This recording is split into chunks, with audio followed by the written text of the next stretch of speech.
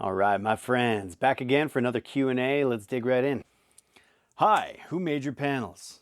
Okay, yes, I made a good chunk of these big ones. I'll probably just take you on a little tour here.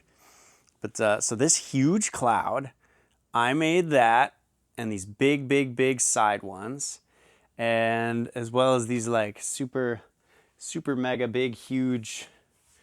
Come over here, you're getting the full tour. These super mega big huge bass traps that are in the back behind the ASC tubes. Got a bunch of the ASC tubes here these days. But yeah, I'm kind of using a combination of all this stuff. But Gerhard Westphalen is the genius that designed the room. You know, this is something that he offers for a really amazing price. It's by far the best value to hire him to design. He looks at the dimensions of your space and all of the problems, and he calculates what exactly is going to be the issue and where frequencies are going to build up. And then he gives you a design, like a PDF diagram of the room, and then a build guide of how to build specific panels, right? So these ones up here in the front are these DA9 absorber panels, and then the ones in the back are these membrane absorbers. And then there's some kind of a few other types as well that he would suggest. And yeah, it's amazing. I can't suggest it enough. The dude is really freaking awesome. And then at one point, I just wanted some more kind of fill right behind the couch. This is kind of the vibe that my friend Dale has over at his mastering studio in Pasadena across town. And I just remember just really liking having the panels, how it feels to sit on the couch and just have that control kind of right behind you. So yeah, I have the John Hunters, and then a bunch of tubes and stuff everywhere. You know, one tube is my standing desk that I'm using quite a bit, and that's, yeah, this thing's freaking heavy. Ugh, yeah, tubes are really good for that. Okay, where did you get the membranes? I think he meant where did I get the panels. I built the panels, we went over that, but the membrane itself is this MLV. It's mass-loaded vinyl. And that I had to order from the internet. It's really expensive. It comes in these huge, heavy rolls. And if you guys want to see more about how that whole build went together, you can look at this playlist here. There's a whole bunch of videos where I documented the entire thing. It was really fun. You can check it out. Yep, John Hunter's doing my studio as well soon here, Minneapolis. Minneapolis boys, represent. Yeah, the John Hunter stuff is really effective. It's really great. There are limitations to the product though, because to my knowledge, his panels are just rock wool on the inside. And I'm not trash talking anybody or throwing shade or anything, but there are just, it's a matter of fact that there are physical limitations to just having panels that are just like a rock wool material. Like, it can only do so much. You need a membrane. You know, there's a combination of these different things that all work together to like really get effective control over the low frequencies, because they're just huge waves. Like, you need stuff that just like really just knock that shit out. You gotta freaking knock it out. So I would still say there's no substitute for just hiring Gerhard to design your room and help you get like a back wall situation where you have some membrane absorbers to seriously tackle that low end, because Rockwool just doesn't handle sub information. It just doesn't. And tubes especially. Like, people ask, why don't you use the tubes anymore? And it's like, that's the reason why. The attack wall is so good for the mid-range. It has deficiencies there as well, but it's a really effective way, and it's a way that I've gotten used to really hearing how studios should sound. But they don't really do a whole lot in the low end. But people say, but what about Eric Valentine? He's still doing that. It's like, yeah, but he went to like extreme lengths, and he had to do, like, if you look at his, there's like 400 tubes in there. And he had to do so many that were specifically tuned to like really knock. I mean, it was redundant. And I feel like if he had done a Gerhard room where he just had it planned out, DA9s, membranes in the back, like some I think it would sound a million times better.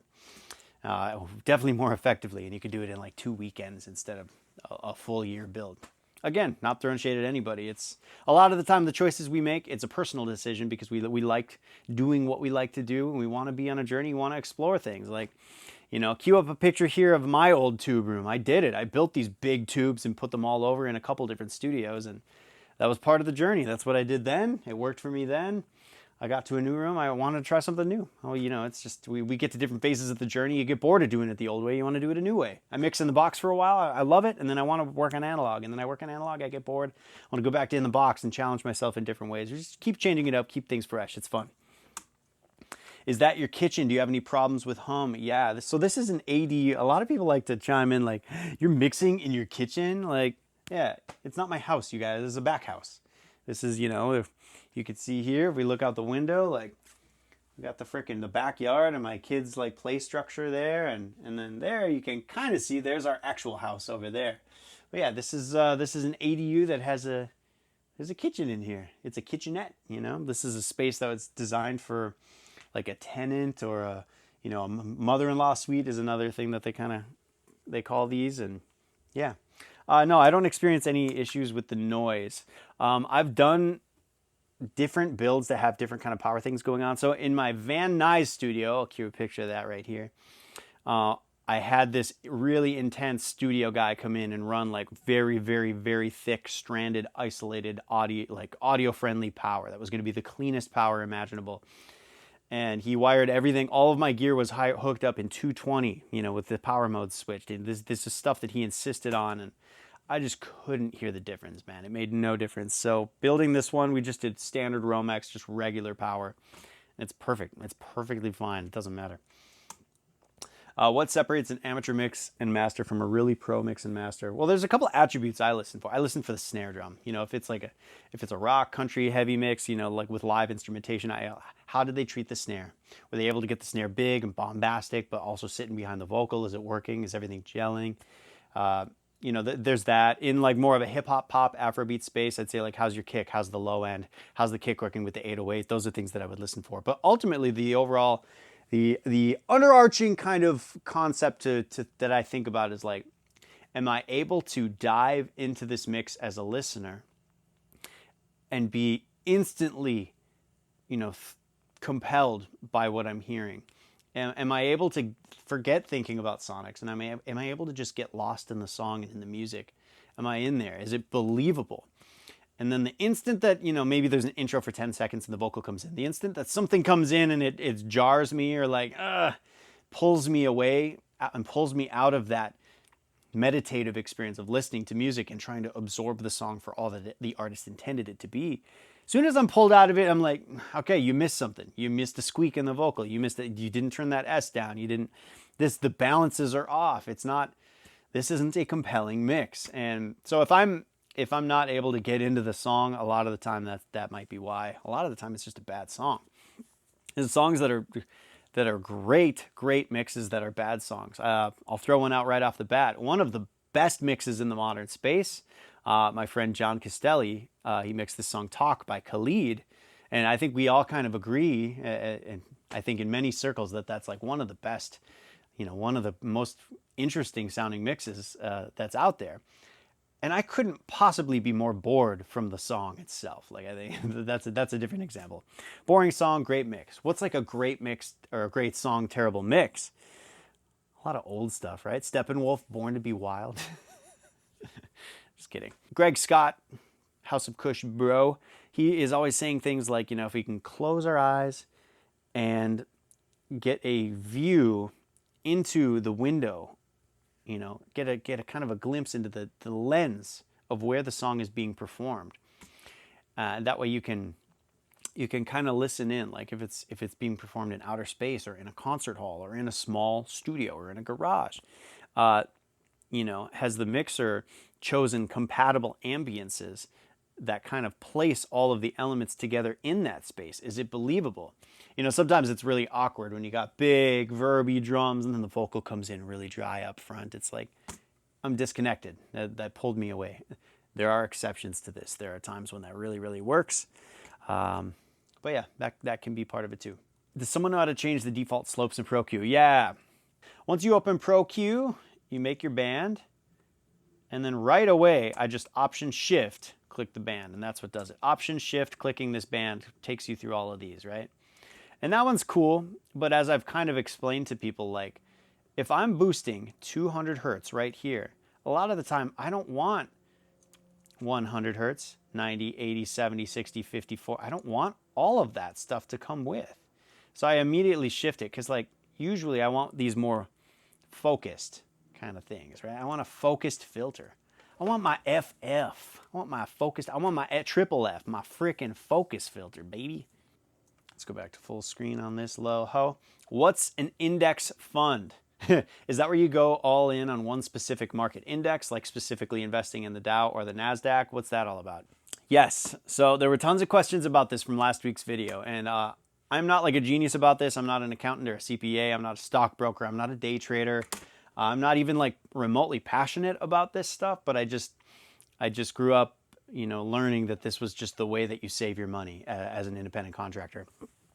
So, we all know about the stock market, and it's volatile, it's risky. You have individual stocks, stuff like Google, Microsoft, Tesla, and these things can be volatile and risky because you could put like $100 into one of them, and then it could go up, it could go down, you could lose all your money. You don't really know what's going on because we're not day traders. We don't know how to manage this stuff. We're not there on Wall Street every day having meetings, keeping up to date.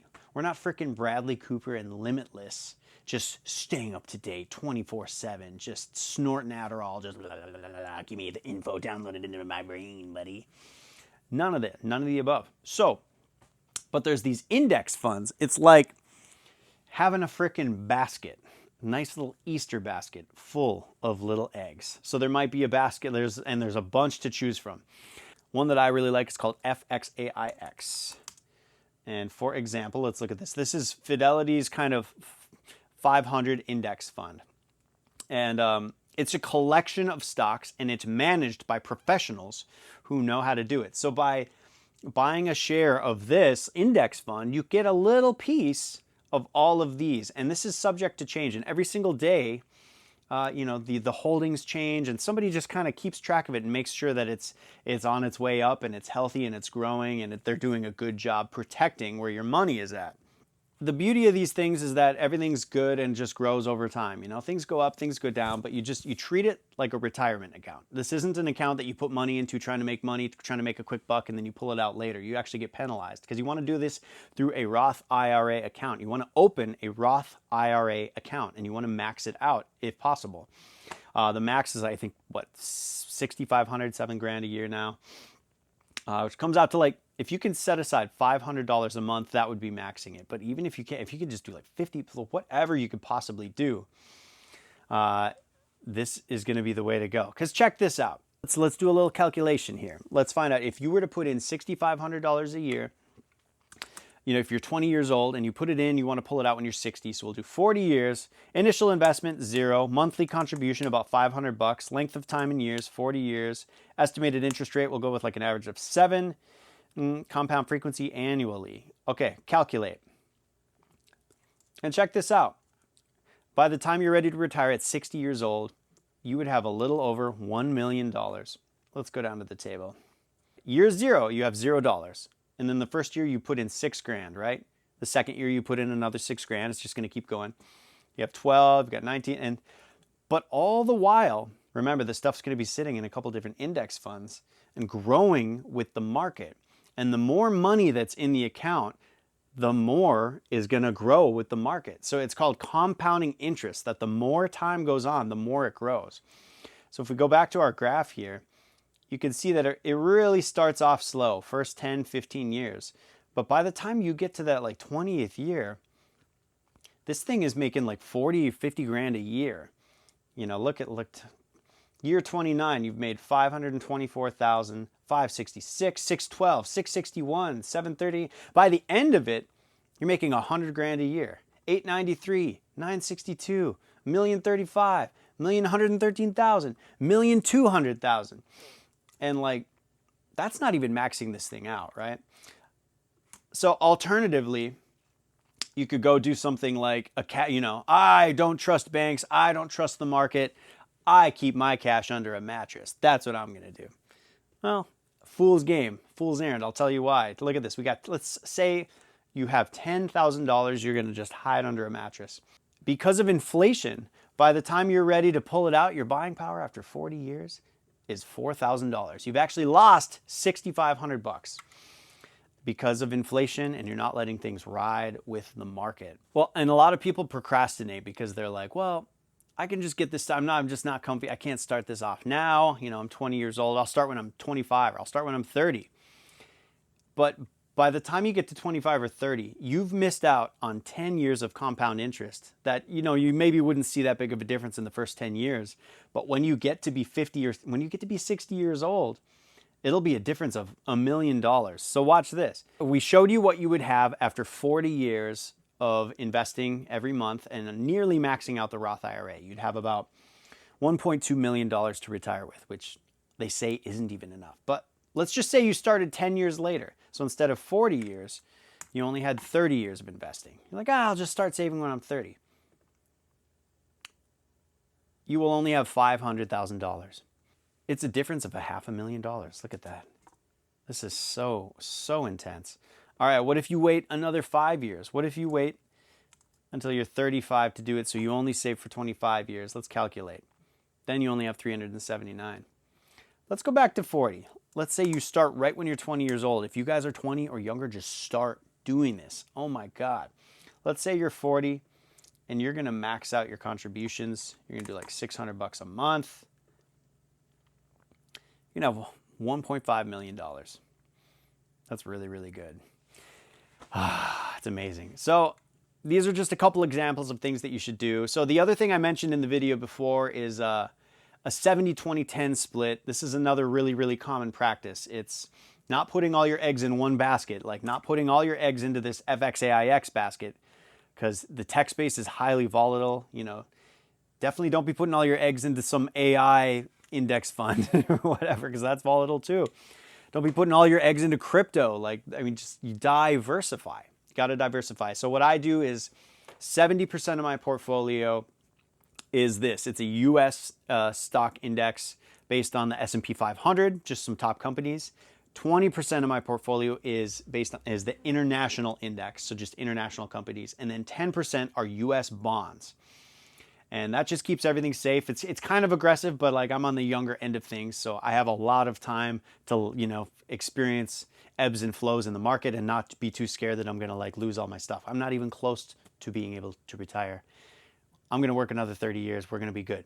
Kind of the bigger thing to take out of this is like, well, Jesse, I don't make enough to freaking do this. I don't make enough to save. Like, times are tough. Inflation is crazy right now.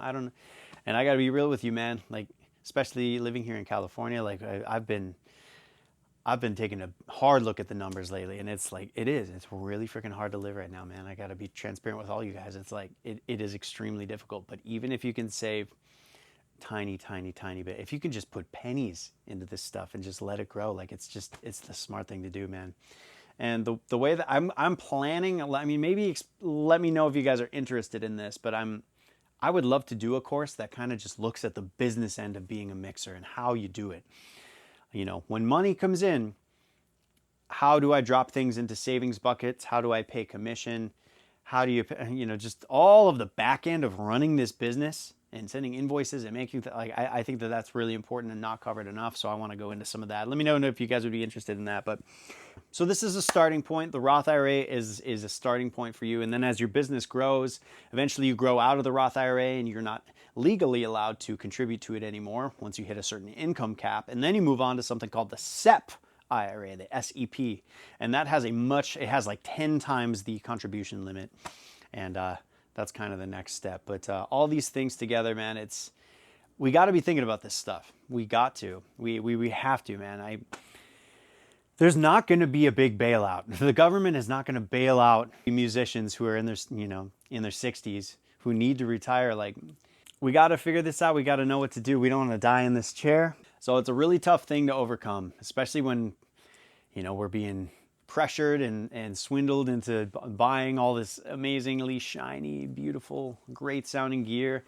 And especially when some of the pieces of gear and some of the investments like room treatment and great monitors, like it really does promise you like a more smooth journey as far as, you know, it promises you better results and you're going to escalate more quickly, because we can't be doing this job and suck. You know, we can't be out there on the streets like networking with people and trying to talk ourselves up, trying to get gigs, and then we get the gigs and we just can't deliver because our tools aren't there. Like, I get it and I understand the pressure, but you guys keep it lean, buy the bare minimum stuff. Try to keep the overhead low, try to DIY as much as you can, because if you're frazzled about money and if you're not able to be planning for the future, like you're not going to reach a place of peace of mind that's going to allow you to have those wins. It's not going to pave the way for the wins to happen.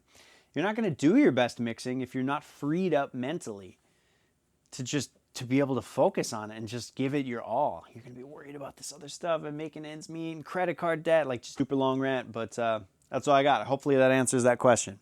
If you had the full multi-track, do you think you would have gone for a low end that's just as solid but with less of a lead kick vibe? Yeah, so they're talking about this video right here where I remixed the Ariana Grande beat. And yeah, I mean, on that particular day, I was just in a mood to just get things knocking and get it having fun.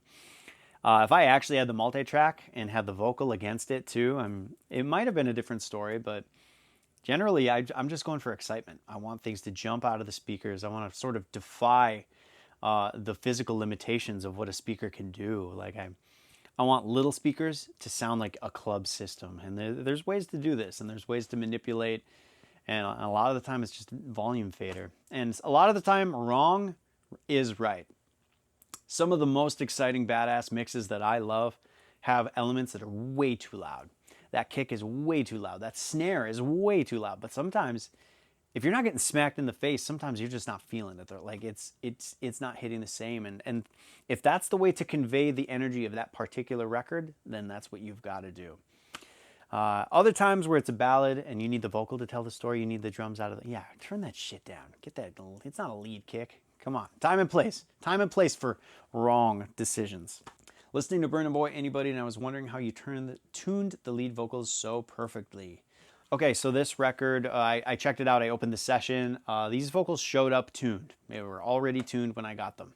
I do remember on that mix that his vocal ran through my Blackface 1176. I had a Rev E 1176 that I really, really liked. And I actually traded it so that I could buy these big Strauss monitors. And I'm kind of sad that I missed it, but it didn't have the original output transformer. Like someone had ripped that out and put in like a replacement. So it wasn't all original, and it didn't matter. And eventually I got some retribution. I got to obtain this all original Blue Stripe 1176. And let me know if you guys want to see a video of that soon. I would do a video showing off what that thing sounds like, because it's amazing. All right, y'all. Good times, good vid. We'll see you soon, okay? Peace.